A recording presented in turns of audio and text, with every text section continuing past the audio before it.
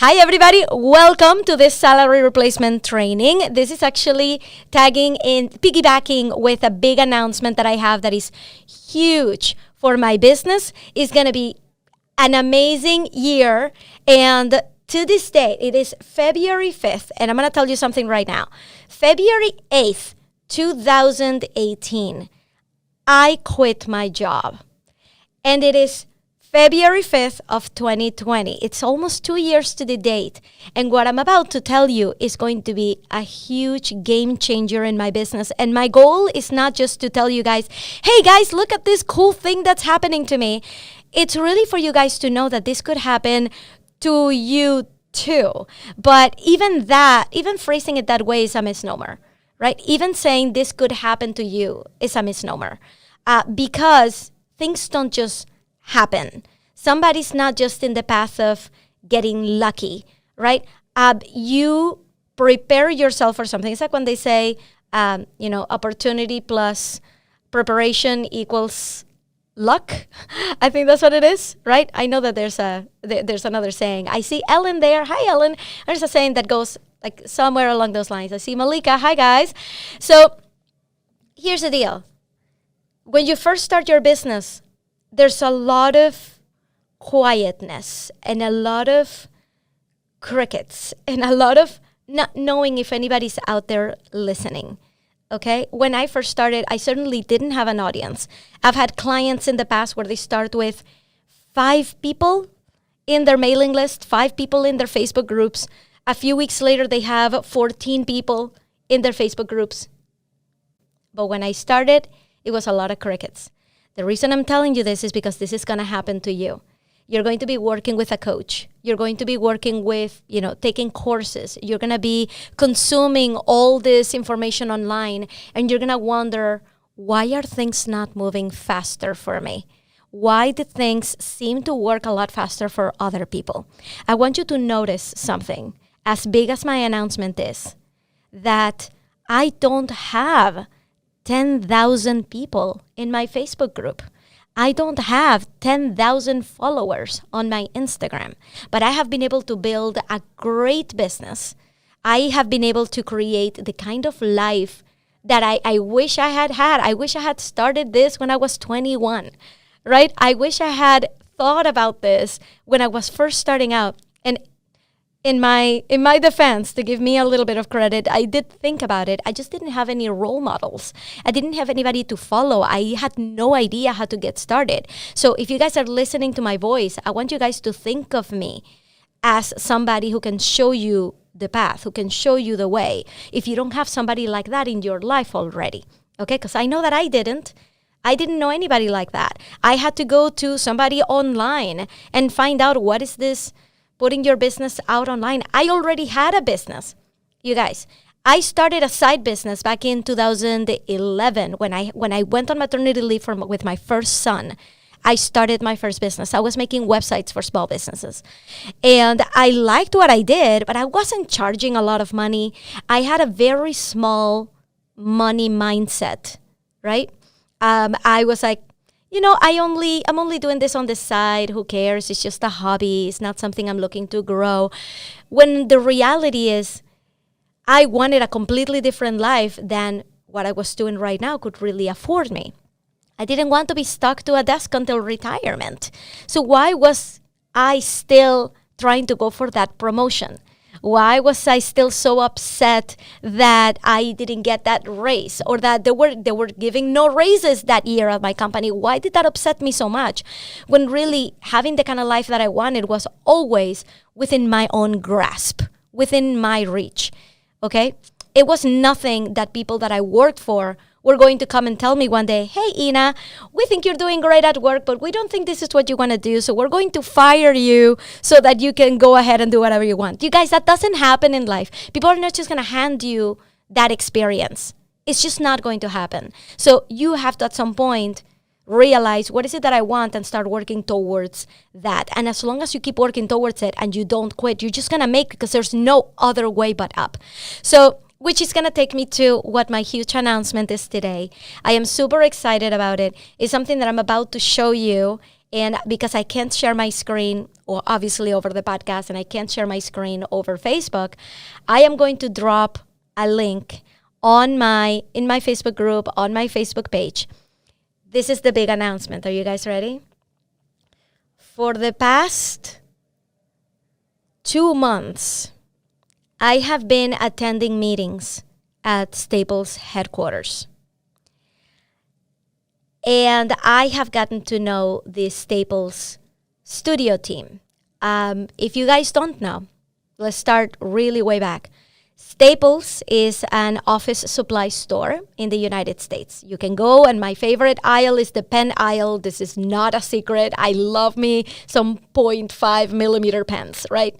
So like perfect fit. In fact, their brand is red. My brand is red. It's like match made in heaven, right?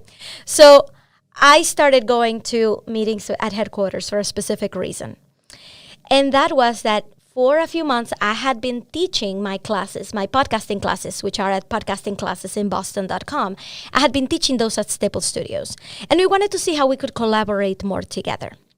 So my big announcement today is that in December, they gave me the green light. They commissioned me to create a tutorial video for their new podcasting spaces. Staples is going co-working space. It's no longer going to be a supply store where you just go and get paper, or where you go and check out what kind of papers there are so you can go to Amazon and buy them online anyway. It's not that kind of place anymore. It is the kind of place where you actually come and get to meet other people. This is where you can come and have your own office space, where you can have your own desk, where you can have your own monitor, where you can have a fully equipped kitchen so that you can go and have your lunch right there. The other day, I went to the Staples studio in Somerville, and I had lunch with Carol, who is the manager of the studio. I think I went out and I bought her lunch because she's such a pleasant person. I love Kenny, who is in the Danvers store. He is amazing. He continues to keep us in the loop and make us feel kind of like we're all in this together. So if you're a person that is looking for a space where you can actually do your work, right? I didn't have an office in my house until maybe like a year ago, and I had been in business for a long time. So it is now going to be a co-working space, and they've decided to add podcasting studios to them.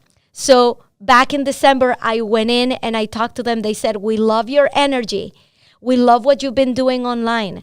We love the videos you've been putting out. We love what you're doing with the podcasting classes, and we want more of it. We want you to be the face of these tutorial videos." So now little Ina, who only had, started with 5 people in her Facebook group 2 years ago, little Ina is now going to have more of a national presence. Little Ina is going to have her face on a video that people who come into the store to use a podcasting studio will relate to and will get to see. So this, I'm telling you guys, I've been keeping this on the wraps, but it has been a lot of work. It has been a lot of rewarding work, and I want you guys to go and see the video. Go to inacoveney.com/staples to see the video. It was a real pleasure and so much fun to record this video. I really made it my own. There is a part where I kind of play with having like 2 Inas on the screen. It's super funny. I want you guys to see it. As soon as I get off, that's the first thing you're going to see. So why am I telling you this? I want you to know that as long as you keep going, there is no way but up.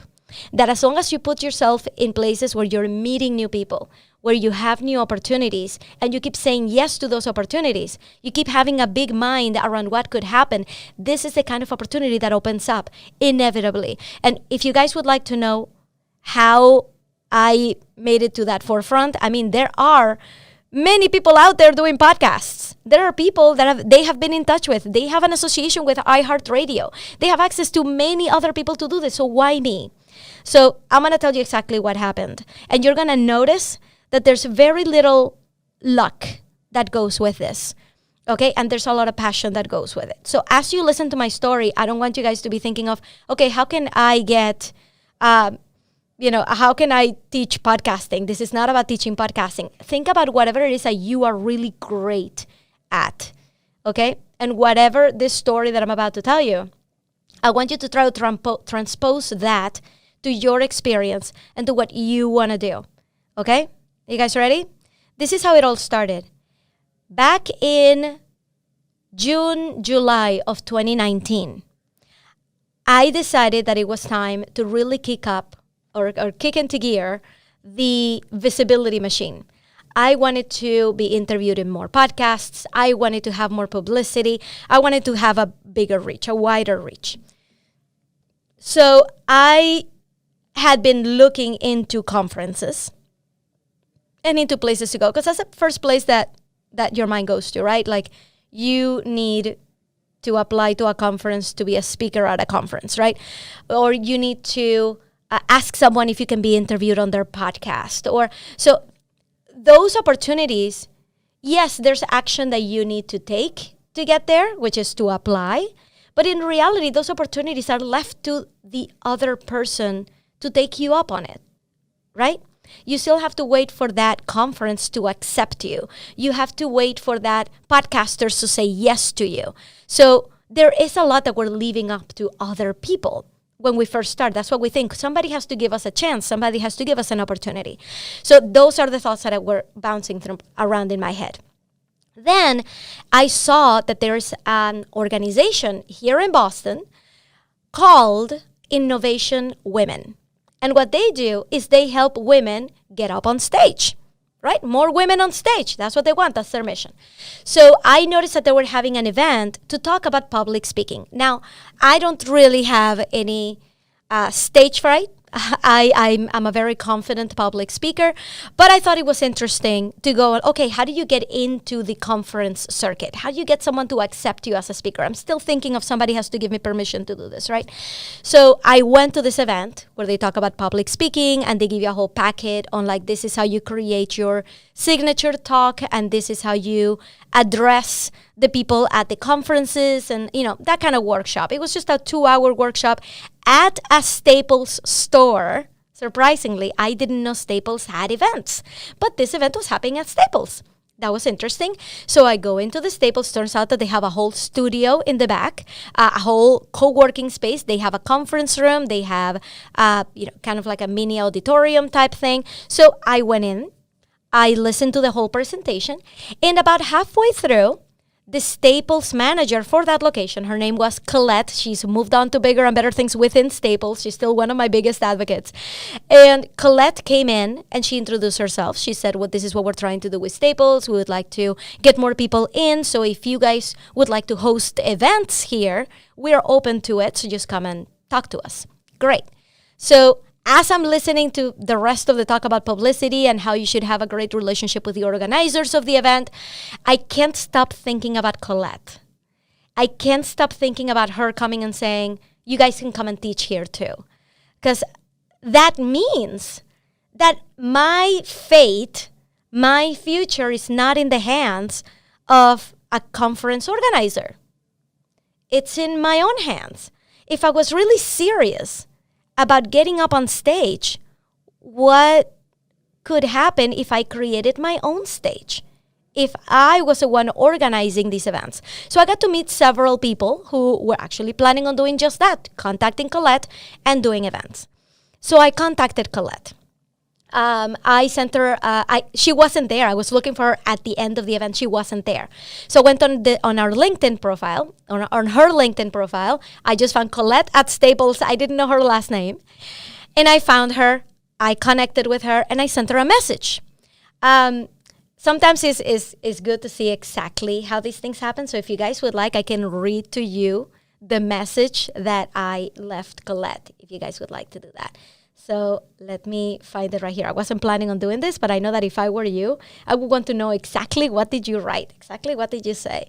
So let me find Colette. This is what I wrote. Very first message that I sent to Colette from Staples back on June 4th, 2019. This is what I said. Hello, Colette. We met the other night at Bobby Carlton's event at the Staples in Brighton. I wanted to say thank you so much for having us and for the tour. And to simply put it out there, oh, I forgot to mention something important.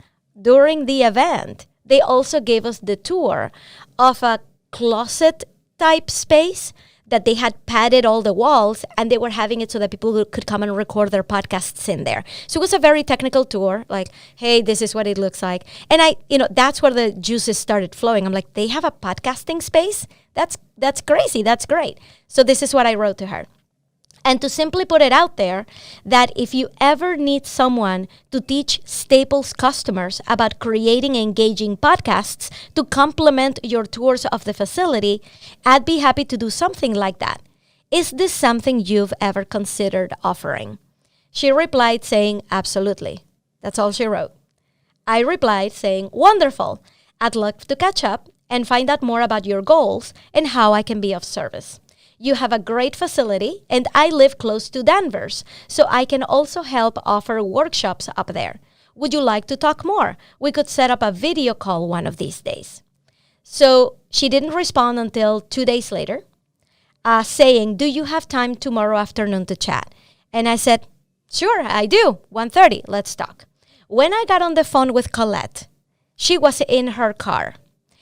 And to tell you the truth, guys, tell you like what was coming from the inside of me, I was like, oh, she can't be serious about this, because she didn't even take the call in an office. She was driving around and she didn't even make time to be in a quiet place to talk to me. So she can't be very serious about it. Later, I found out that she was so excited about it, in fact, that she didn't want to wait until she was going to be in an office. She wanted to get on my calendar right away. And it turns out that the time that I suggested she was going to be in her car, she said, okay, fine, I'll make it work. So right there, it tells you kind of the stories that we tell ourselves, right? I told myself I must not be important enough for her. On her side, she's like, this is awesome. This sounds great. I need to talk to her now. It doesn't matter where I am. So we got on the phone. We talked for a little bit. She decided to organize another meeting with more people in the room. We talked about it, and they said, okay, you are welcome to come and teach these classes. And I told them, but I can't do it for free. These are not free sessions. And they said, okay, doesn't matter. Just come and do it anyway. So that's where the podcasting classes started. Now, Colette actually attended my very first class, and she loved it so much. She kept referring people to it, and she kept talking to people at Staples about these classes and about this girl Ina, who has so much energy and so much passion for this. So I want you to notice, you guys, a few things could have gone wrong here. Number one, I could have decided this is clearly not a priority for her and just not pursued it, felt offended and said like, well, she didn't want to do it anyway, right? I could have just sold myself short. I could have just said, well, okay, I'll do these for free, right? And by the way, when I charge for my classes, that is my money. Like Staples wasn't getting anything out of it other than them being interested in getting people into the store. That was their main focus. Remember, nobody knows that Staples has now co-working spaces, that Staples has places for you to hold your event. Nobody knows this. So her main goal was get people in the door. And is it related to podcasting? Great, because it turns out that unbeknownst to me, they had a huge marketing push that was happening over the next couple months to restructure a bunch of their locations in the Boston area to incorporate a fully fledged 4-seater person podcasting studio. So right now, as we speak, if you can see the video version of this podcast, I am all decked out in red. I woke up at 5:30 to curl my hair, to put my makeup on, because I got to be in the ribbon cutting ceremony for the flagship studio store in Needham, Massachusetts. So I brought myself a photographer. If you guys follow me on Instagram, you may have seen that I actually have a kind of like a bruise on my head because this happened yesterday. So like best laid plans. I'm here like, I want to look great, and instead I just come with like a huge shiner on my forehead, right? But nothing is gonna stop me. I am here right now, right? So you guys, everything could have gone wrong with this. I could have decided, you guys, what I want is for you to pay me to do the classes. I could have said, you know what, for $15 a seat, this is not worth it, and I'm not gonna pursue it. I'm not gonna do this. I could have said, you know what, I don't really do like podcasting teaching, what I do is I help people trailblaze out of corporate, right? And this is just not gonna work. There are so many ways that I could have self-sabotaged with this. And you guys, there were times for a whole month, I scheduled classes like twice a week. And there were times that nobody would show up. I would have to cancel the class. There were times that only one person showed up. And I still held the class with the same enthusiasm, with same excitement that I did if it was a 5-person class, if it was a 20-person class, right? So I just kept it going because it was giving me visibility, because it was giving me a great relationship with a company that I loved, right? Pen aisle, anyone, right? So many things I could have done to just say no to this. So towards the end, I'm here thinking, okay, if they want me to keep teaching, perhaps I should start selling the fact that they have podcasting studios within my class. And this is a message for you guys. I have been able to charge for my classes and to keep the money for my classes because I'm teaching my own content. But if Staples if they ever wanted me to start selling their services and their products, like telling people, hey, come to the podcasting studio, they would have to pay me commission for that. I want you guys to understand that piece, that I don't work for Staples for free. There's no way for me to do that. They don't want that, and I don't want that, right? They would have to pay me commission for it. So we started talking a little bit about that, right? I offer classes to teach people how to record their podcast at home. Clearly, that's against their interest. They want people to come into the studio. So we were talking about this, like, okay, how can we make it work so that I tell people to come and, use the studio, maybe actually teach a class at the studio, right? We're talking about this. And then they said, listen, this is how things happen, guys. Listen to this. They said, listen, that's all fine and good. Not our priority right now. However, our marketing team is swamped with these new releases of the new stores. And there is no way that they can create a tutorial video for the podcasting studios in time. Can you do it? I'm like, absolutely. I created a proposal. I created an estimate. I got together with them at headquarters to review the estimate to make sure that it was what they wanted, because it is using my face and my likeness. This was my first time ever being able to charge a talent fee, right? This is not just about me editing and publishing a podcasting tutorial video. It's my face on it. With that comes a certain risk. You guys want my face on it. You don't just want it to be screenshots. So there was a fee that went associated with it. So this was a brand new process for me. They ended up loving the video so much that they started putting it out there on, they started spreading it internally at Staples. And I should say something else. That was really instrumental to this, and I don't know how I could forget it. The reason they knew that I could do video was because in the process of promoting my podcasting classes with Staples, I started to create videos at the Staples locations and posting them on LinkedIn, and those went viral. The CEO of Staples was watching my face, was watching my videos. So what is my umbrella advice for you guys is that if you're doing something that you're passionate about, something that you love, you need to start creating the stages for yourself. You gotta stop thinking about, you guys have any idea how many people told me, hey, those videos that you're making for Staples, and which in fact they weren't for Staples, they were advertising my classes at Staples. Those videos that you're making for Staples on LinkedIn, they should pay you for that. Do you guys have any idea what it would have been like if I went up to them and said, so these videos that you've been watching me do for free, I want you guys to pay me for them? Where do you get off? Right? You guys got to do stuff that really feels in alignment to you and that you create great relationships with other people. Whatever happens is basically up to wherever opportunities show up. And if you're there, if you're the person who is most able and capable and present to do this, you're going to be the person that they tap on. They're going to be tapping on your shoulder to come and do this. So that is my story for how I got here, how I couldn't have imagined that this would have happened in this short amount of time since I started my business. But I really chuck it to always doing something that I love to do, always going the extra mile, and being nice to people, being kind to people, treating people the way that they would like to be treated. Okay? So that is my big announcement. I wanted to share that with you guys, and I didn't want you to just come here and hear my announcement to say, wow, that's good for you, that's great, and then close it. I wanted to give you guys something in return.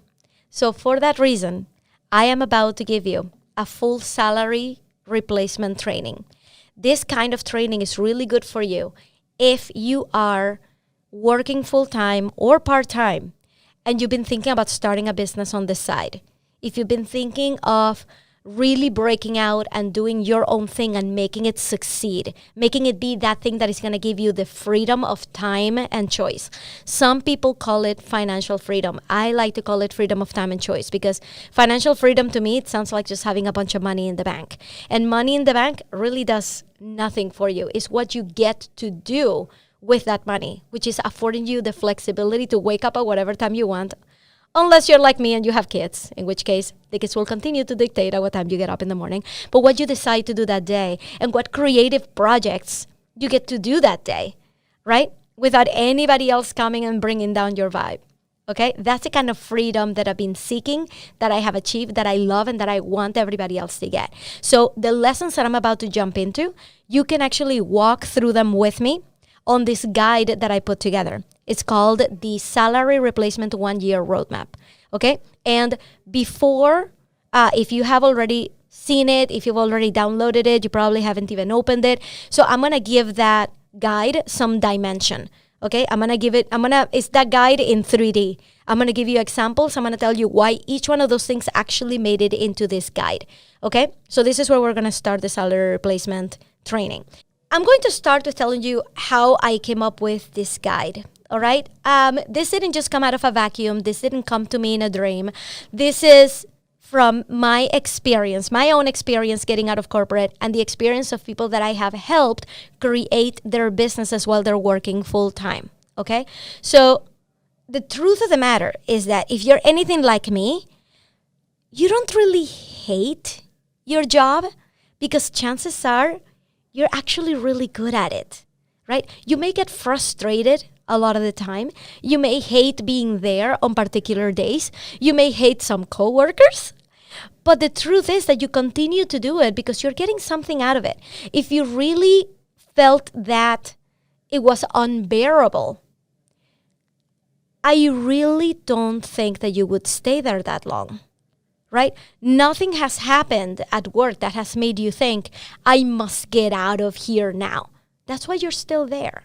So I want you to acknowledge that and take control of that decision that you've made. Because I'm going to tell you right now, everything we're going to go through, the main assumption for it is that you believe you have control over your own life and over your own destiny. Okay? So with that comes the fact that you're still at your job because you have made the decision that this is the responsible thing to do at this time, that this is the place where you need to be right now, that you have responsibilities at your home, that you have responsibilities at work, right? There's a reason why you're staying, and I want you to own up to it right now. That's going to be really important to this process, because if you're in a place of desperation and that you're staying in your job really only because of the money, and everything just seems like it's falling on you, and you're really waiting for something like an inspired, a divine inspiration to tell you exactly what to do to start making more money right now because you really need to get out of it. That's not a really good mental place to start a business. Okay? Desperation is not a good place. It's not a good reason to start a business. Okay? I want you guys to know that starting my business has been one of the biggest joys of my life. It was not out of desperation.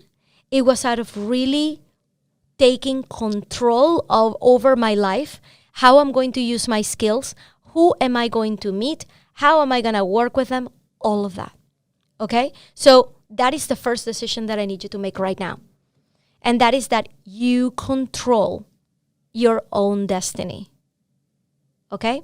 You are in full control over it, including the decisions you're making right now to stay at your job. Okay? If you are doing this like a workshop, which I encourage you to do, like if you have pen and paper to write this down. I am staying at my job right now because it's the right thing to do right now. Okay? Own that decision. Okay? And creating your business will feel like an amazing bonus. Okay? That's what I want you to do. So, here's the deal. This is what happened to me. Right? I had been feeling like I wanted to quit my job for a long time. But I knew that I was staying because I had responsibilities for my family, because, quitting my job would have meant slashing my income in half. I'm sure you guys can relate to this. I made as much money as my husband. We used to have W-2 races, which meant that in February he got his W-2, I got mine. We would line them up side by side and see which one won. Right? There were many years where my name was first in the taxes as the breadwinner because I made just a little bit more than he did that previous year. So the thought of quitting my job and depriving my family of half of our income, it was just not something that I could swallow. It was not something that I could take. It was not something I could decide to do. So I came up with my own decisions to stay at work. I stay at work because I'm still challenged, because I like what I do. And my side business is, right now, it's a dream. Right? Someday I will do it, but right now I'm staying because of these reasons. Own it. And then something happened, and I'm going to be sure of this. I'm so sure of this that I'm going to tell you this is what's going to happen for you. Okay? We don't quit our jobs when we're happy. We don't wake up one day and say, I'm getting promotions and I'm getting raises and I'm getting, everything I want at work, and I love my coworkers and I love my commute and I love everything, but I'm going to quit today because I know that I should be doing something else. Nobody ever thinks that. What usually happens, and this is what's most likely going to happen for you, is that something is going to happen at work or in your life or in your family that is going to trigger you to think, I must make a big change and this is the time to do it. For me, it was getting a big promotion before I went on maternity leave for my second child, right? For little James, he's 2 years old now. I went on maternity leave and I had just gotten a big promotion. I was going to be director. I was going to be creating my own department. This is exactly what I had been working so hard for. And I was going to go back from maternity leave and hit the ground running. In fact, I was so good at my job that before I left, I hired and trained my replacement for maternity leave so that the projects would stay on track. And I did such a good job at hiring this male contractor that I got a phone call at work 8 weeks into my maternity leave. And they said, Ina, we're going in a different way. The contractor that you hired has been doing a great job, so he's going to keep that job. How would you like to go back to your old job, but with these minor changes? I said, is that really what you want me to do? Is that really where you feel like the biggest problems of the company are? And that's where you want me to focus? And they said, yes, absolutely, this is it. So after much debate with my husband, after talking to a potential business coach, after evaluating everything, I decided I'm going to go back to work, but I'm going to ask them if I can do it from home and part-time.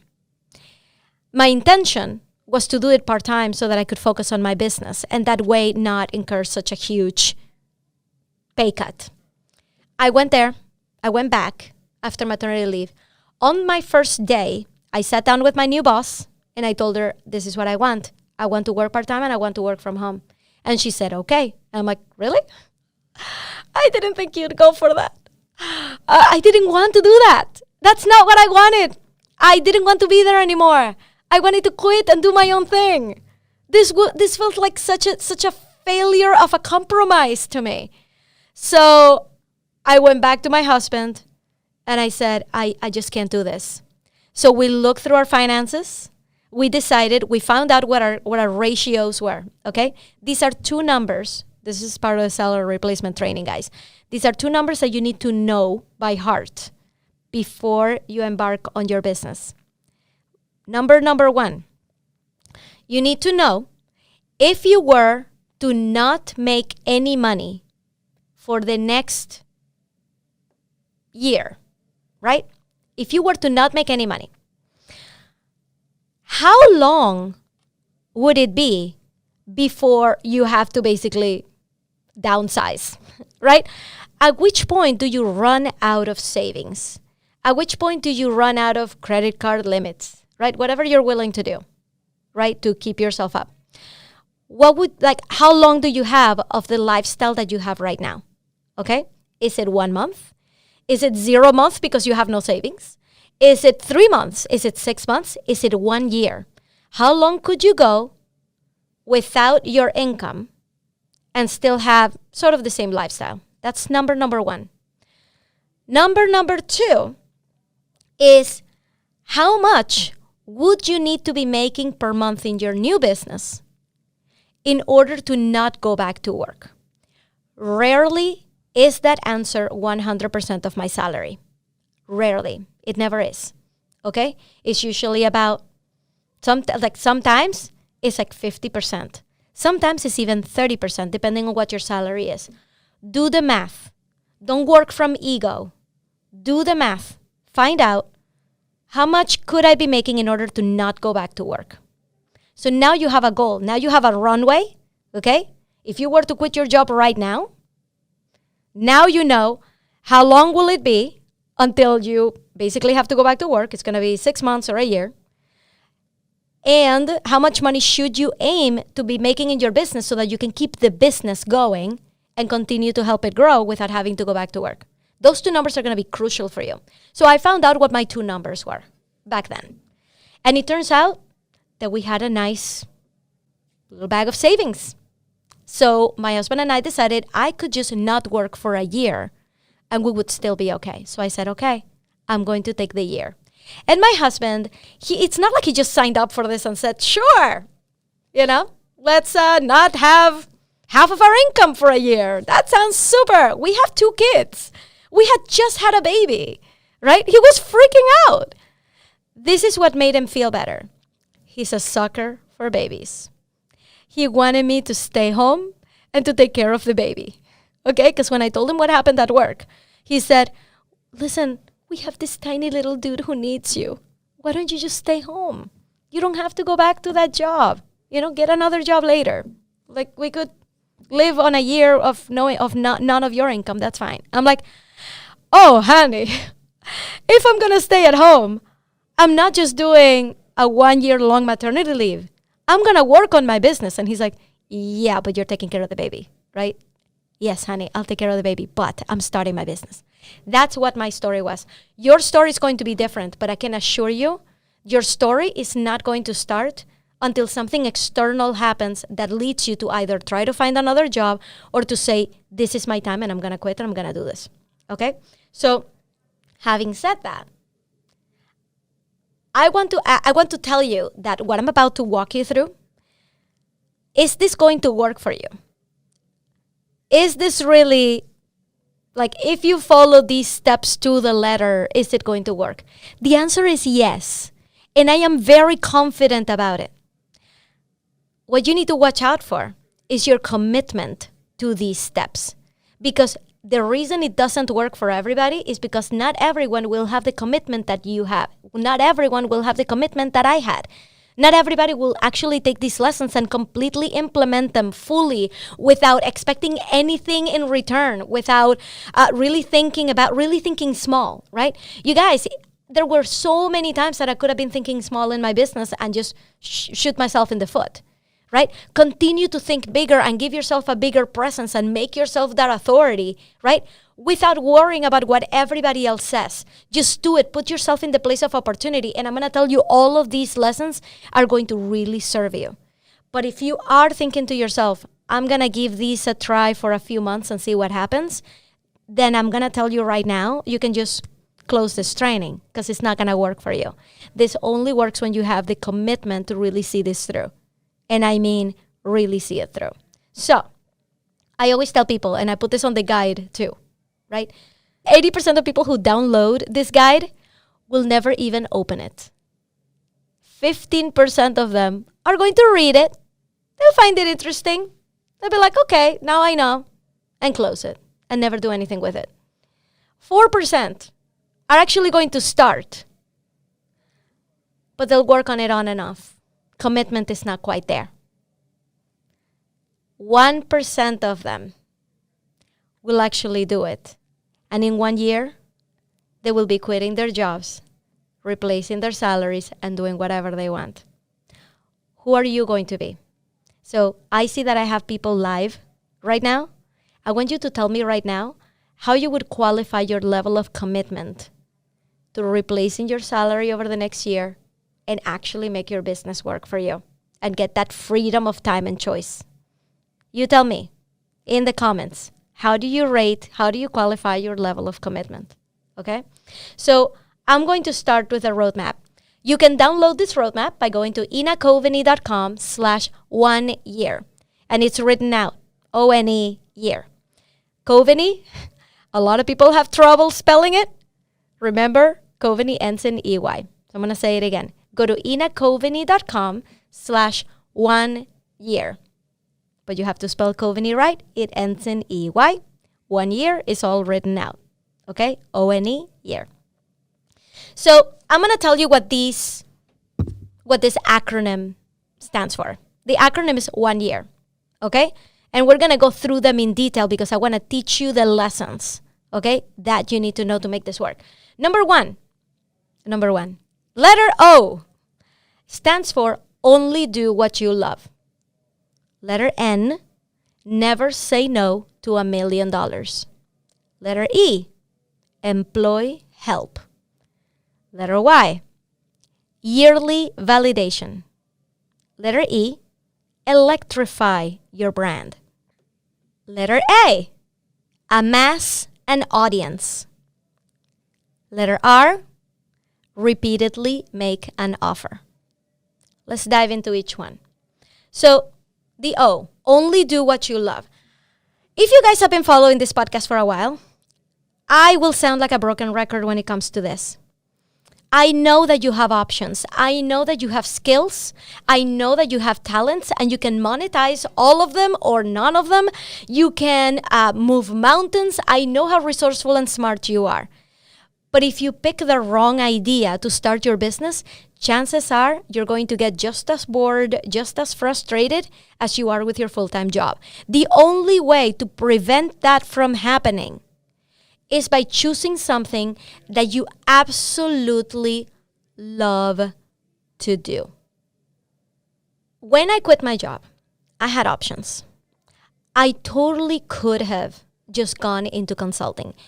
I want to impart on you guys, and I don't know if I'm going to be able to, but you guys need to understand, because I know that this is true for you too. I was really good at my job.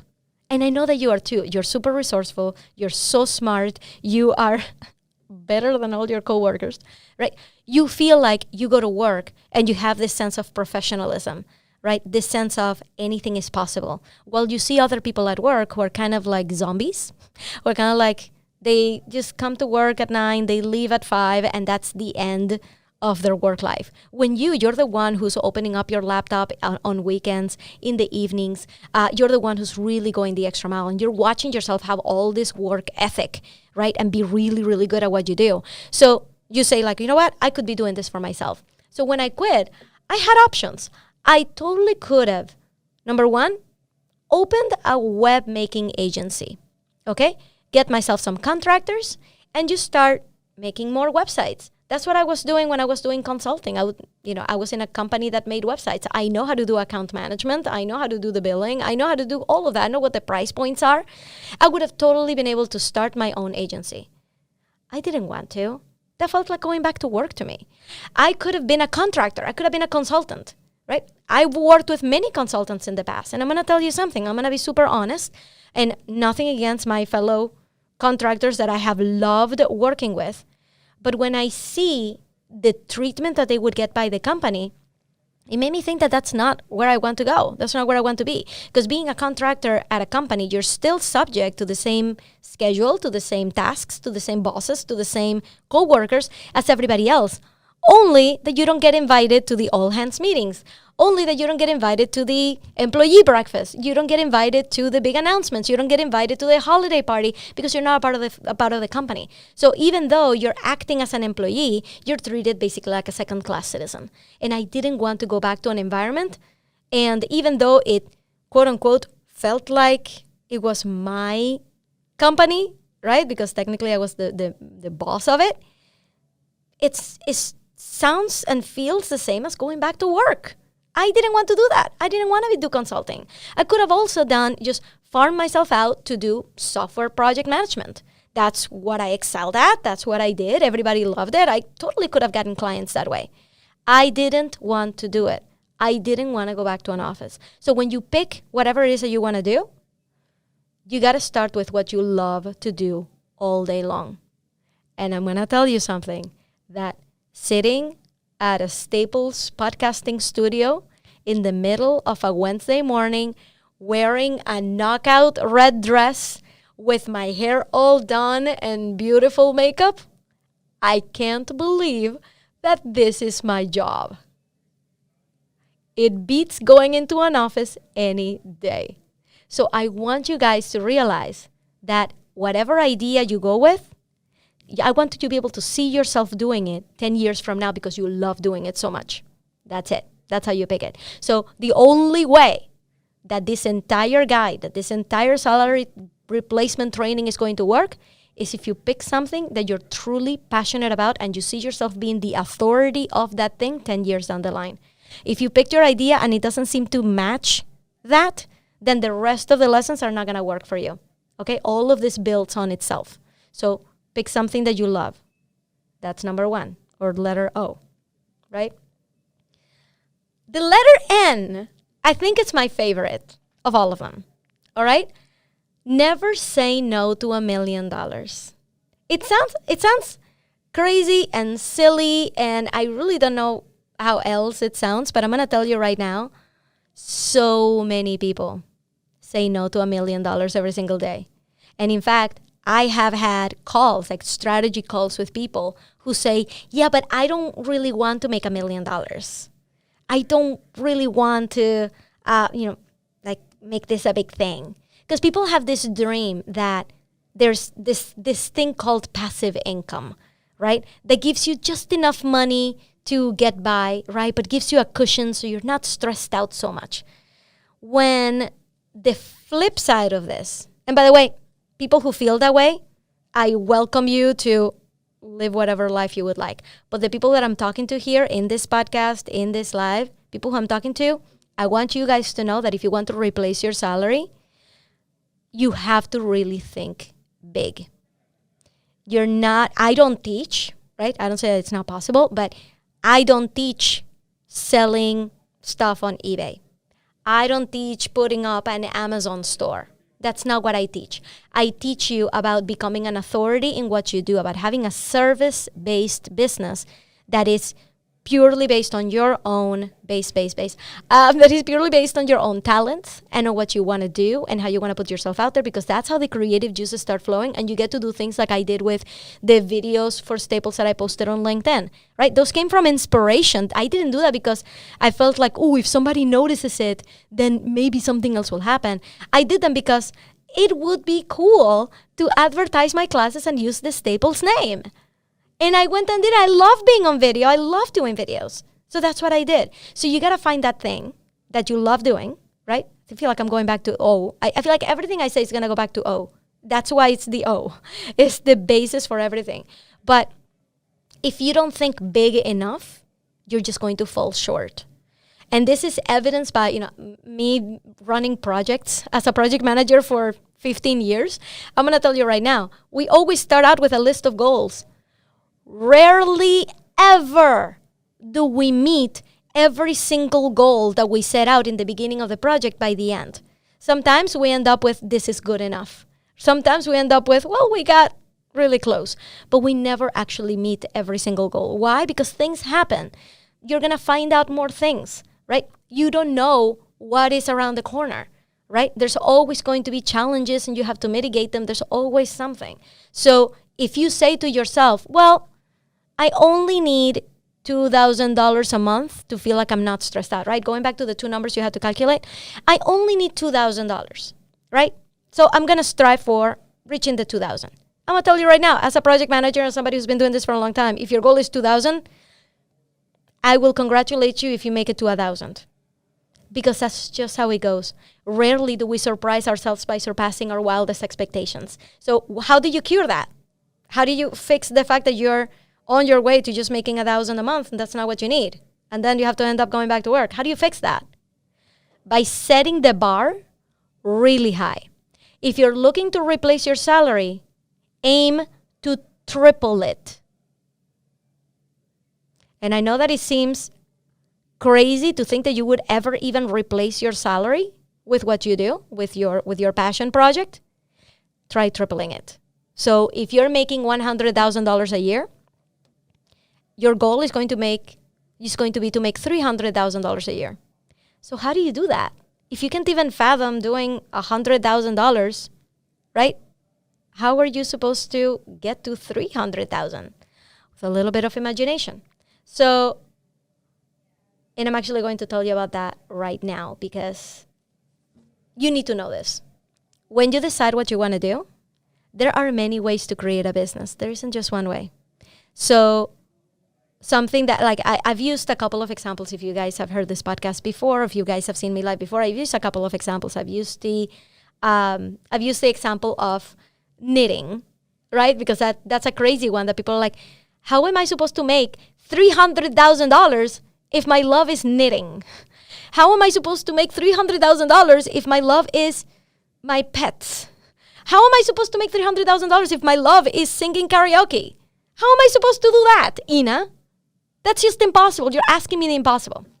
I'm going to tell you how. It's by not stopping at the obvious, okay? If my love is knitting, then the obvious thing is to knit and sell the stuff on eBay. Am I going to make $300,000 doing that? I'm going to tell you right now, chances are you're not, okay? If your love is karaoke and you can get, I don't know, the most obvious thing to do if you love karaoke is to enter contests for money. Are you really going to make $300,000 by going around and singing karaoke in contests? Probably not. If your love is your pets, are you going to make $300,000 by going locally and teaching people how to train your pets? Not likely. So how, Ina? How do we do this? I'm going to tell you how. Don't picture yourself as the person who is doing the nitty-gritty. Picture yourself as the boss of the person who's doing the nitty-gritty. Okay? So let's start with knitting. Okay? Find out who are the people in the knitting industry that have made a big name for themselves. Are there people out there who have published magazines? Are there people out there who have their own storefront where they sell templates, what are they called, patterns for making things with knitting? Are there people out there who have a big business teaching other people how to knit? Are there big people out there who are making hundreds of thousands of dollars because they have a YouTube channel where they teach all the stuff and in the back, they sell some other service? That's the person that you are striving to be. You're striving to be the authority in your field, not the teenager who's trying to make extra cash. Karaokeing. How do you make money with karaokeing? I feel like I talked about this in one of the podcasts that somebody was trying to challenge me. Yeah, but if your love is karaoke, how do you do that? Well, I'm going to tell you how. You find out what does the karaoke industry look like? Who's at the top and who's at the bottom, right? Is the karaoke industry led by people who are DJs in karaoke bars? Okay. Are those people making a name for themselves? Maybe they're doing DJing for radio stations. Maybe they're doing DJing for major conferences, right? Because they have all the sound equipment. How have they managed to create a sustainable business where it's not based on you going out there and singing? Even though if you're a DJ, how many karaoke bars have you gone to where the DJ gets up and sings, right? Because they love to do it. And now they get to. Every Friday night, they're out there doing what they love and thinking up ways to put themselves out there, to write a book about how to start your business karaoke and actually make money with it, about teaching other people how to get in the karaoke business, about sponsoring people who take voice lessons, about starting your own voice lesson academy, right? This is how you start to think big. You don't stop at the obvious. What about making money with your pets? Okay, training, pet grooming, pet psychology, right? Are there services or information that you can provide out there for dog owners, for pet owners, that you can maybe route them to services, to the best services for their pets? Maybe you can have a recurring, publication out there. Maybe you can have a podcast that talks about pets. Maybe you can have a podcast where you interview veterinarians, where you interview people who own dog grooming places. So get yourself into the fabric of the authorities in that field. Who else is making money with their love of pets, and how are they doing it? Find out and see yourself as that authority. So that's how, guys. So there is no idea you can throw at me that I'm going to say, oh yeah, you're right, you can't really make 300,000 with that. You really can't. So your first task is to never say no to $1 million. When somebody tells you, hey, but you could make $1 million in your business in a few years if you do this, your answer is no longer going to be, but I don't want to make $1 million. No, it's not. As soon as you unplug,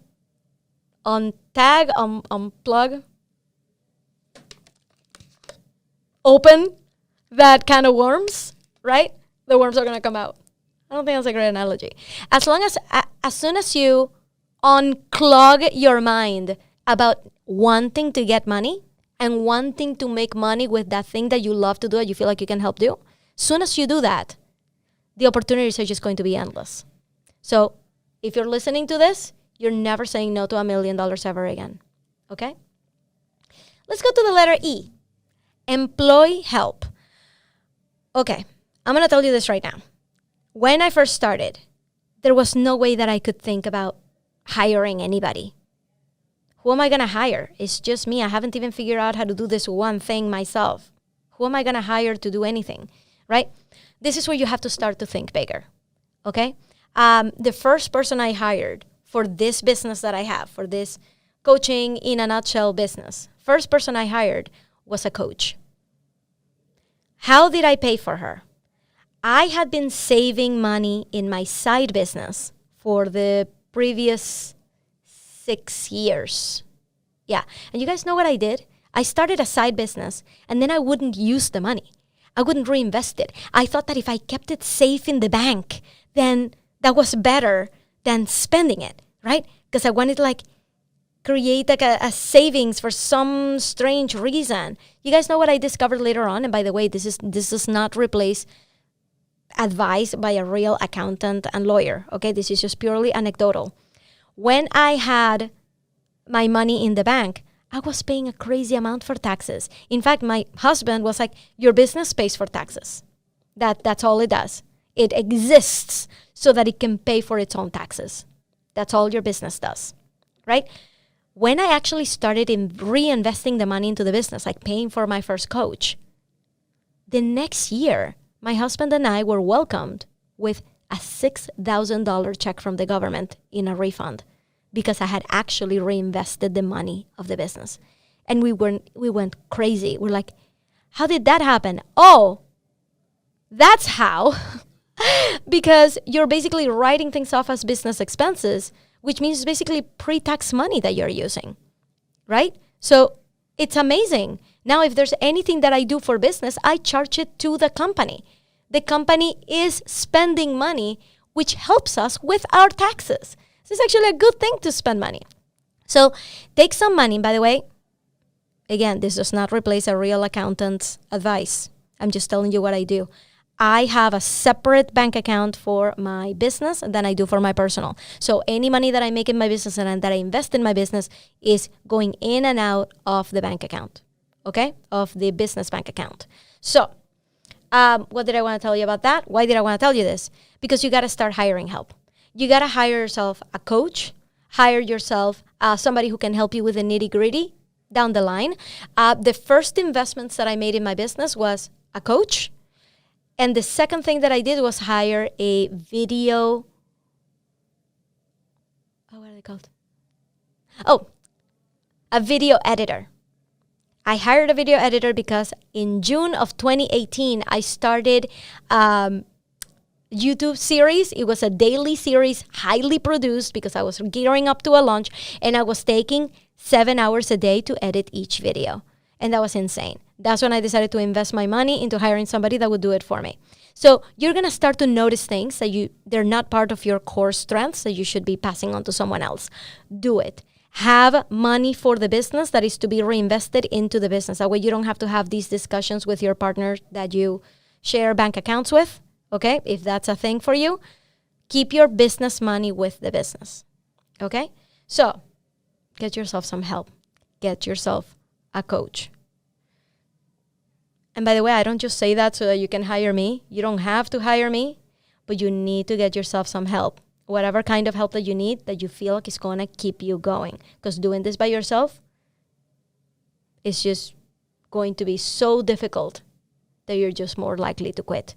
That's why the letter E is important here. Get yourself a coach so that you stay on track and you don't get derailed. Okay? Let's go to the letter Y of year. Yearly validation. Okay. When I first started, I wanted to be the one to teach other moms who had just had their babies how to create websites for other people so that they can make money and stay at home longer. That was the business statement, right? The mission statement of my business when I started. I told that to my coach. I told her, this is what we're going to do. Her first question was worth the money that I paid her that entire month. Just this question. She said, is that what your people want? And at that point, I didn't have people.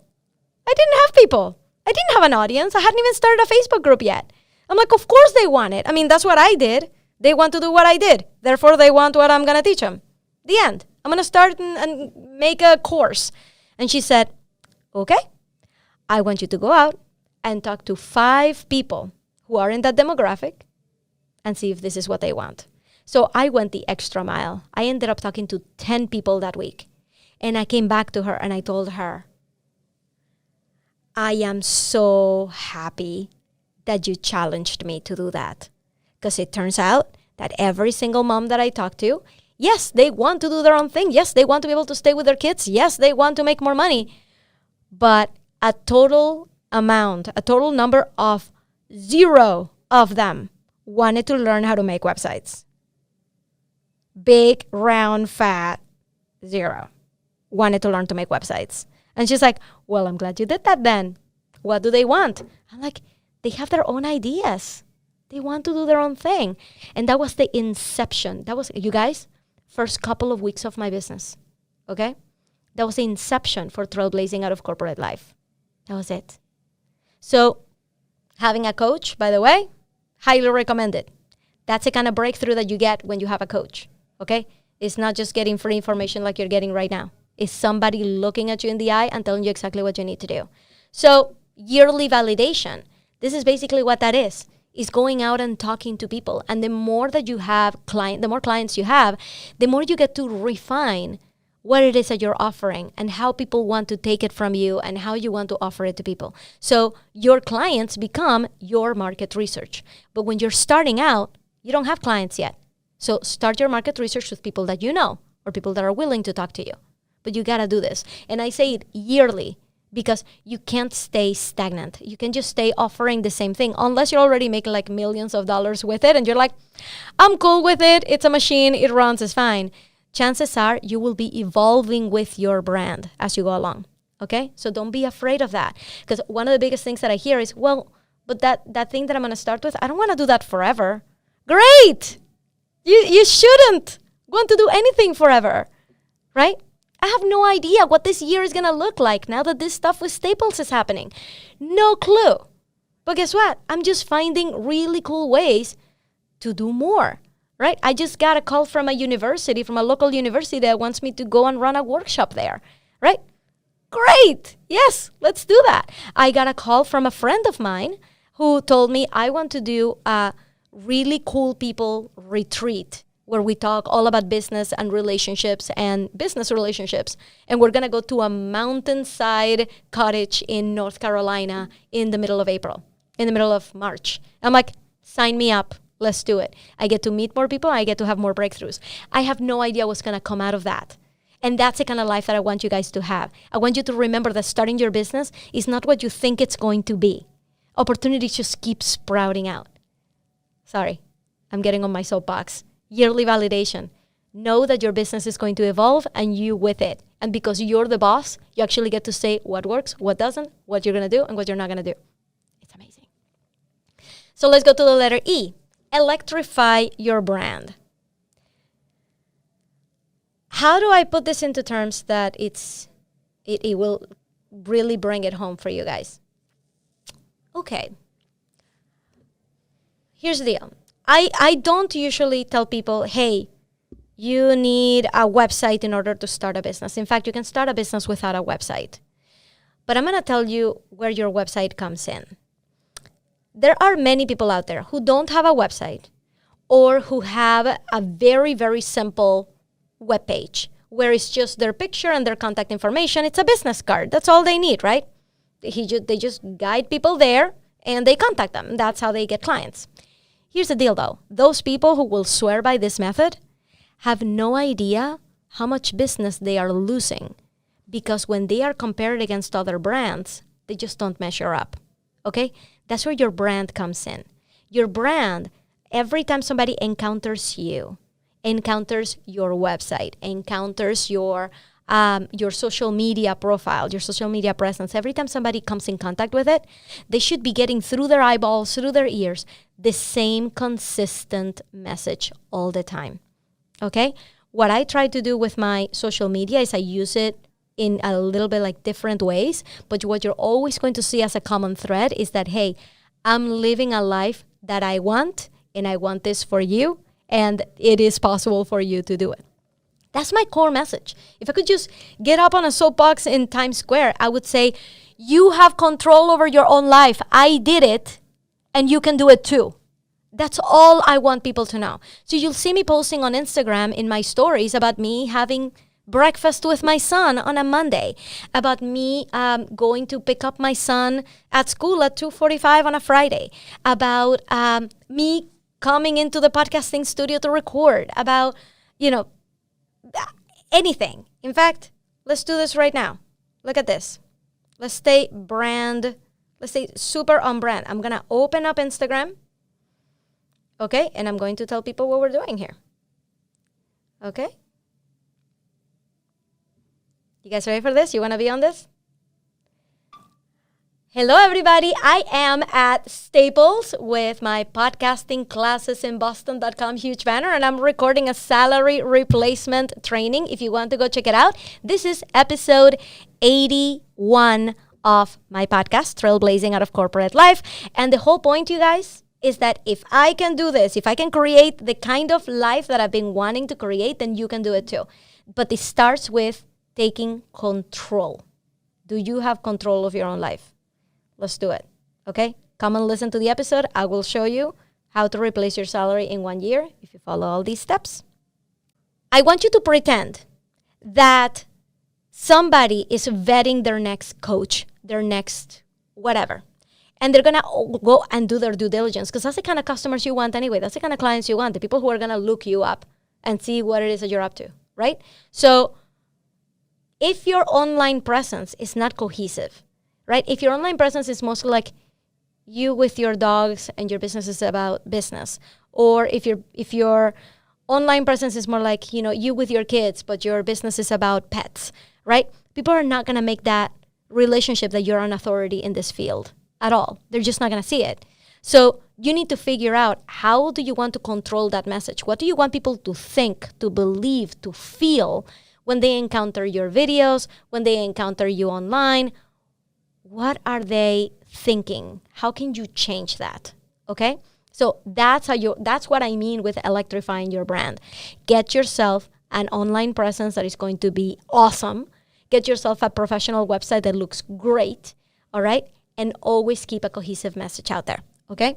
That's what electrifying your brand means. So I'd be remiss if I didn't tell you that I am launching my Be Found program in May. In May, the doors are going to be open to start you coming up with who your ideal client is. Do all your market research, get your brand all set up. Right now I'm running the Be Found program, and yesterday we had the amazing help of Tiffany Newman to come and teach us about branding in a little bit more depth. We're going to have Dr. Gladys Otto come and talk to us about how to incorporate our story into our businesses. So this program is basically your first 3 months in business to create your website, all right, and to get all of that knowledge that you need to have about social media, about being online. You get all of that from me. It's basically every week we have assignments. We also have extra bonuses. Actually, we have one of our members, she already claimed one of the bonuses. She's going to get featured by me as soon as she finishes the program, so you guys can find out more about her business. So I give you visibility opportunities, I give you publicity training, I give you all of that in these first 3 months of your business, in this container, in this, it's basically like a boot camp for people who want to start their businesses right away. So if you want to stay tuned on what happens, and by the way, Romina, she's a member, and she says, highly recommend, I'm learning so much. She's one of our members right now. That's happening in May. If you want to stay tuned with it, I recommend that you send me a personal message so I can make sure to keep you in the loop. I'm very easy to find. Ina Coveney is the only Ina Coveney on Facebook. Just send me a personal message.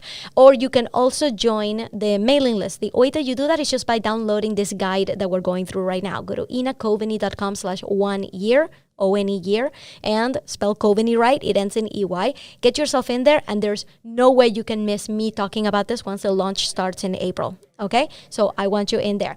That's what we do with your brand, is we get you out there in a way that you really discover what your business is supposed to be like. It's not all technical stuff. It's not just mechanics. It's what does your business stand for, and get you out there with a really solid presence. So why don't we go to O.N.E.Y.E.A.R. Let's go to the letter A, which is to amass an audience. This goes back to what we were talking about thinking big, about not staying small, about not stopping at the obvious, okay? You stop at the obvious when you think, well, I like knitting, so therefore I'm going to knit little scarves and post them on Etsy. That's when you think small. That's when you stay small. You want to be a part of the conversation. You want to be one of those people that get up on stage at conferences and talk about what they've done and talk about things that they can teach others, okay? So how do you amass an audience? By being online? Yes. But also by being physically out there. Creating your own stages, right? Finding publicity opportunities. Finding opportunities to collaborate with other people. Share audiences is something that podcasters do a lot, right? Helping each other out. Other people who are starting out, who have the same drive and determination as you, hang on to them. Help each other out. Okay? I have many friends like this. I constantly talk about my friend Riva. She's a doctor. She's helping me with my health, and she can help you with your health. And I talk about her all the time because I made her website, and it's amazing. It's an example of my work, right? RivaWellness.com, R-I-V-A wellness.com. So these connections that you make with other people is what gets your audience to grow, right? So don't stay in a corner in your basement or in a corner in your third floor office. Maybe I'm speaking from experience. Don't just stay inside. Go out there and meet people. Create your own stage to meet your potential clients. Create workshops to teach locally and bring people in. Get yourself out there. This is not something you're going to This is not something you're going to get done just by yourself and a computer. Okay? So to create an audience, you have to want one, and you have to go out and get it. Okay? Let's go to the final letter, which is the letter R for year. Repeatedly make an offer. I do have to say, this is probably one of the most exciting things that I get to do in my business, is to come up with new ways to package what I do, to give you guys what you need, to come up with new ideas to tell you about what's happening. All of the stuff that I do is all promotions. That's what it's called. Promotions. What am I promoting? My services, my programs, activities that I have going on right now. I'm promoting Staples. Come to my podcastingclassesinboston.com, right? I'm always thinking of ways to promote things. And it's fun because that makes every single week different. Every single week different. And that's what I love about my job. That even though I have a weekly routine, because I have to, because I need to get things done, and I really don't have a lot of time to do them, okay? Because I have my son. I still take care of my 2-year-old on Mondays and Wednesdays. Then Thursdays is my meetings day. I'm in meetings until 10 o'clock at night, right? So that only leaves like Tuesday and Friday to actually get work done. But when other things take priority, I don't have that day. Like this week, I was teaching on Tuesday. That means that I only have one day this week to actually get nitty-gritty work done, right? So even though I have that structure in my week, I actually get to decide what that structure is. And it's unbelievable. It's amazing. The other day on Tuesday, before I went to teach, I decided to take my son for brunch before I dropped him off at daycare. I don't ever want to go back to an office anymore. I can't. So the promotions is what keeps things fresh. What else can I do? I learn from my coaches. I learn from the coaching services that I consume, from the classes that I take. How do you promote things in a better way, right? So when I say repeatedly make an offer, remember that it's not just about providing free stuff online, which is fun. This is free, right? But at the same time, I'm letting you know about classes that I teach. I'm also letting you know about a program that I have starting soon.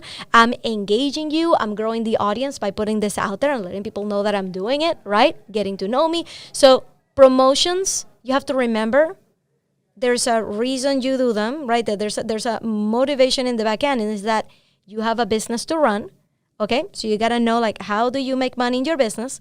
And then all the creative juices go into, okay, how do I let more people know about it? More people who need it, right? How do I let them know about it? And you come up with all of these reasons to gather people, right? That's what you do. Repeatedly make an offer. Otherwise, it's not a business. It's just a hobby, okay? So having said that, basically, this is what I do. If all of this has really energized you and made you think, I feel like I could do it. I feel like if I went, O.N.E.Y.E.A.R, if I went through all of those and I really embraced them fully, I feel like I could be the authority in my field in a year, in 2 years, in 5 years. Like, this is doable. Then contact me. I also have a link on my website to actually just find the time on my calendar, right? But I'll tell you it right now. It's just inacoveney.com/chat, CHAT. And we can just talk about what your goals are. See if there's any way that I can help you out. But like I said, you don't have to work with me. But per one of the letters here, you are going to need help. And I want this to be a thing that you're not still watching me talk about this for free next year and nothing has happened.